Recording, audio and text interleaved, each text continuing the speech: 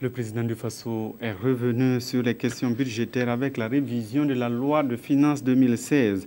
Plusieurs questions économiques ont été évoquées par les journalistes. Idrissa Warga, Karim Sissé.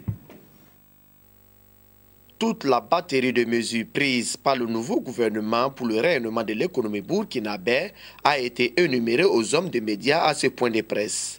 Le gouvernement, selon le président du Faso, a d'abord travaillé à restructurer le budget adopté par le CNT afin de mettre en place sa politique de gouvernance. Nous sommes passés d'un déficit qui était de 229 milliards lorsque le CNT a adopté le budget à un déficit aujourd'hui qui est de 300 milliards, dû au fait que, également, des engagements sociaux qui ont été pris à l'époque par le gouvernement de transition n'ont pas été inscrits au budget de l'État. Au niveau de l'éducation, des actions sont prévues.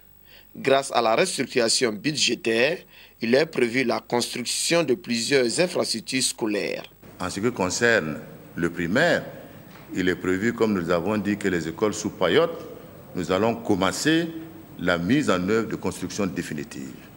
Et pour l'année 2016, il est prévu à peu près la construction de plus de 1000 classes. Roch-Marc Christian Kabouré a aussi détaillé aux journalistes les actions entreprises pour améliorer le secteur de l'énergie au Burkina Faso. Nous travaillons, comme je l'ai dit, à orienter notre énergie vers l'énergie solaire. Donc, dans ce sens-là, il y a près de 40 localités qui vont bénéficier d'une électrification par le solaire. Nous allons nous lancer effectivement dans un appel d'offres pour consolider le potentiel électrique de la Sonabel. Nous continuons la politique d'interconnexion.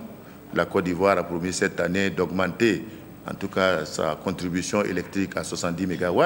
Le barrage de Saint-Mandenis s'est aussi invité au débat. Les travaux de construction de cette infrastructure lancée depuis janvier 2010 piétinent toujours. Et le président du Faso promet régler très bientôt les difficultés qui entravent l'exécution de ce chantier. Le prochain conseil que nous aurons aura à discuter justement de ce dossier pour permettre d'aplanir l'ensemble des difficultés. Parce que vous savez que Saint-Mandenis a été lancé, les populations riveraines n'ont pas été désintéressées et ça pose toujours le problème de la fin du projet. Il nous faut absolument trouver les solutions pour désintéresser les populations riveraines et permettre au projet d'être une réalité. Pour le président du Faso, en 100 jours, le nouveau gouvernement a déjà jeté les bases d'un développement socio-économique pour un Burkina nouveau.